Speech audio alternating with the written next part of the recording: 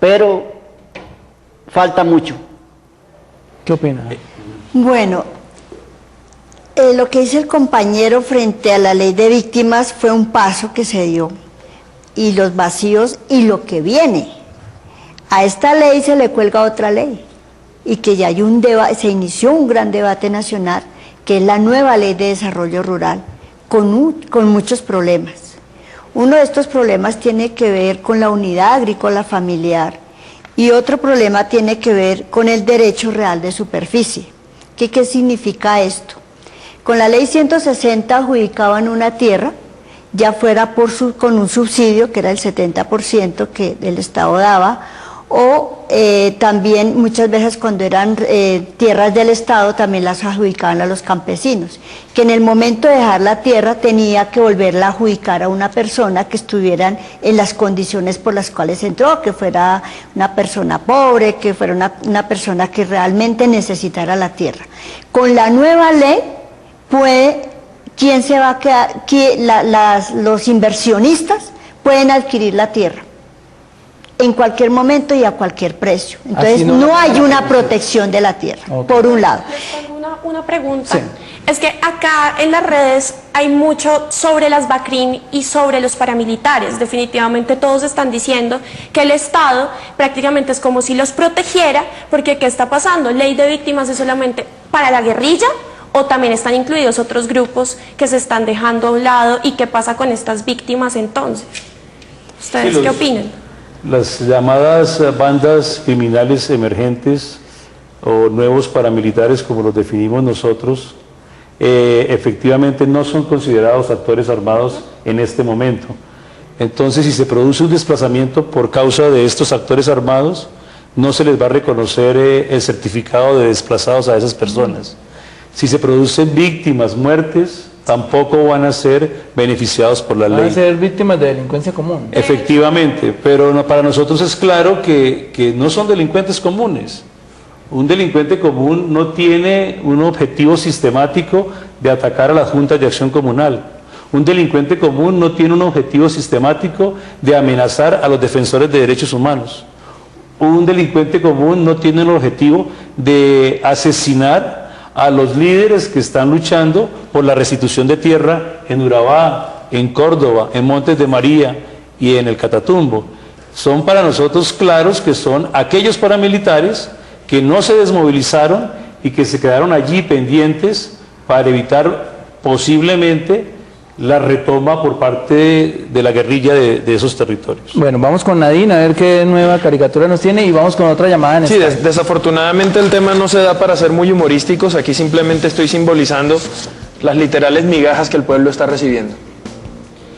Muchas gracias, Nadine. ¿Se les puede hacer antes otra pregunta? Así es como... Vamos con una llamada en Skype, ya. ¿Con quién estamos en Skype esta noche? Muy buenas noches, Gustavo. Buenas noches a todos los panelistas. Mi nombre es Weimar Ospina, del norte del departamento del Tolima. Me solidarizo también con el amigo periodista que está en el panel el día de hoy. El derecho a la libre expresión definitivamente en el territorio nacional es bien complicado. En el departamento del Tolima y en el norte hay más de 6 periodistas amenazados. La opinión que tengo yo sobre el tema del día hoy, Gustavo, es sobre que siempre hablan de sitios donde hubo mucho desplazamiento.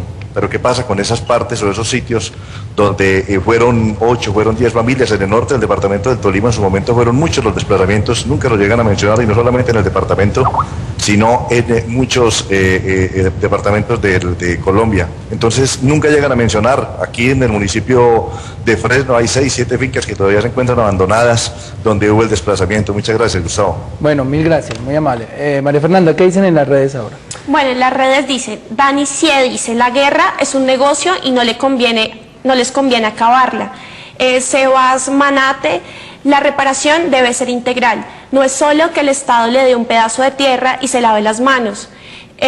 Goner Cali dice, el Estado debe cumplirle a las víctimas sin importar el actor que los haya victimizado, sea el Estado, guerrilla o paras. Sarmiento Totito, Uribe fue y es el principal obstáculo en derechos de víctimas. Aún niega existencia del conflicto y desestima la ley. Francisco. Ustedes que están recopilando esta memoria de la violencia en Colombia, ¿tienen una estadística aproximada de las víctimas que ha dejado el conflicto en estos 64 años? Es bastante complejo, ¿no? Porque el conflicto ha pasado por diferentes etapas. La vigilancia, el monitoreo que hacemos las organizaciones de derechos humanos solamente de un tiempo para acá. Las primeras organizaciones de la sociedad civil que hacen defensa de los derechos humanos son de finales de los años 80. Entonces, por ejemplo, los muertos que se produjeron en la violencia después del 48 son incontables. Es posible que sean mucho mayores esos muertos que los que se han producido cuando nosotros empezamos a hacer la contabilización de las víctimas en nuestro país. Yo me atrevería a hablar de una cifra en los últimos 54 años que puede pasar fácilmente por las 400.000 a las 500.000 víctimas. 500.000 personas.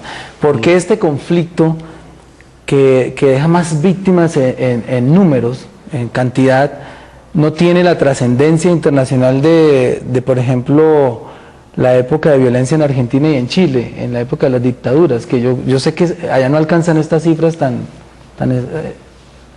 estrambóticas de 500.000 personas?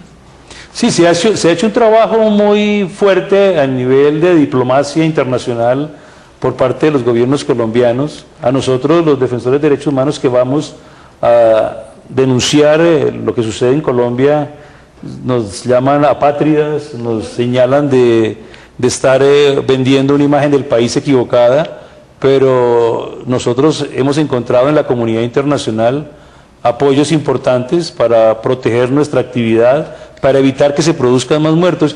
Yo pienso que el ejercicio de los defensores de derechos humanos en Colombia, junto con las organizaciones sociales, ha sido muy importante y ha evitado muchas muertes. Eso es imposible de contabilizar. Decir que mi trabajo o el trabajo de las compañeras campesinas o los compañeros del CISCA ha evitado un número X de víctimas, no es posible de contabilizar. Si no existiera ese monitoreo y ese trabajo de denuncia permanente y de incidencia política en el Congreso norteamericano, en el Parlamento Europeo, seguramente tendríamos un país con mayores costos y de violaciones. Pablo, cuéntanos algo de la famosa Virgen del Tarra. Bueno, dentro de la galería nosotros queremos expresar con esto un hecho bastante insólito que sucedió en el municipio del Tarra. En el municipio del Tarra un paraco mandó una promesa que si él entraba vivo al Tarra ponía una virgen, una estatua de la Virgen en el parque central del Tarra. Eso sucedió así. La Virgen estuvo bien hasta el día que ellos se movilizaron. Al otro día de haberse ido, la Virgen amaneció sin cabeza y paulatinamente le fueron quitando los brazos hasta que quedó el solo busto de la Virgen. Entonces nosotros, en eso es un símbolo muy grande para nosotros, porque ver la crueldad de la guerra, inclusive la guerra llega a tal extremo que nos volvemos indolentes. Últimamente, el día que me vine, porque yo vivo en el Tarra, habían colocado una bomba, un minado en el parque, tapado con una caja. La gente, y con letreros que decía bomba, que a 500 metros, que no sé qué, la caja decía. Eso amaneció. Yo me vine a la 1 y ya la gente, los civiles le habían quitado la caja a la bomba y aparecía el pote sin... Entonces, me llamó la atención el cuento de la Virgen porque en el norte de México los narcotraficantes también tienen su santo, que es Malverde, y le tienen su monumento y le rezan. ¿Cuál es la relación? ¿Por qué cree un violento, y sobre todo con esos niveles de crueldad, que Dios o la Virgen o un santo les pueden ayudar a cometer las fechorías? Ya pues ya nos metemos en el campo de la sociología, pero... Sí, efectivamente, pues es que el ámbito de la guerra ha permeado todas las esferas de la sociedad y la religión no se escapa de eso.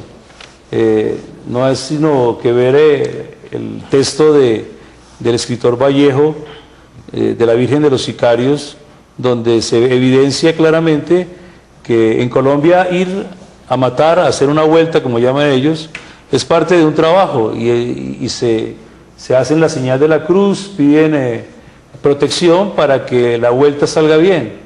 Y efectivamente los paramilitares uno se los encontraba en el Catatumbo con sus imágenes puestas aquí, con sus escapularios, mientras por la mañana hacían bendiciones, por la tarde estaban asesinando. Entonces, eso es una dimensión del recrudecimiento de la guerra que encuentra justificaciones, que encuentra mecanismos de encontrarle sentido a ciertas acciones que en términos éticos se desbordan completamente de la realidad. Encuentra uno, mientras mi compañera lee en un instante unos nuevos tweets, vamos a invitar a Eliseo y a Janet, dos nuevas personas que nos acompañan. Gracias por acompañarnos.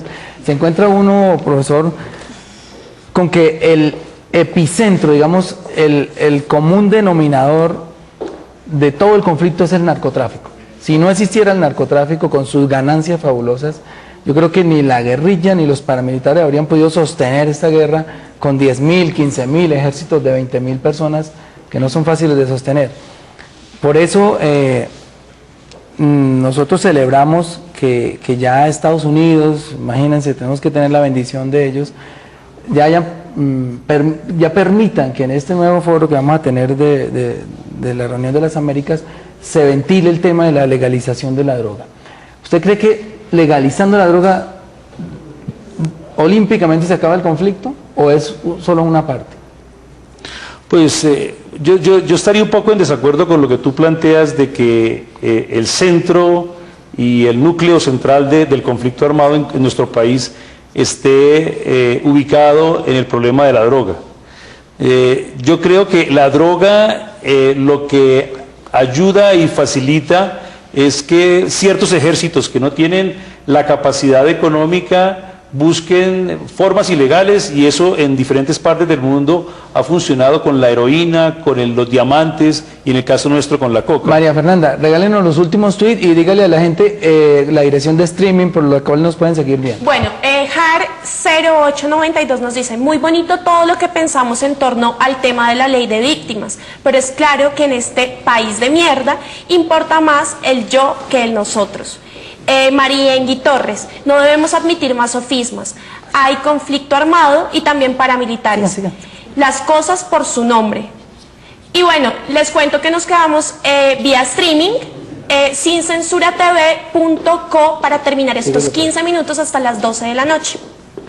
Entonces, ya saben, en www.sincensuratv.co nos pueden seguir viendo por el streaming. Ya tenemos los dos nuevos invitados. Quédense con Pare de Sufrir y nos vemos el próximo jueves en otro tema sin censura. Seguimos por streaming, los que quieran seguirnos por internet.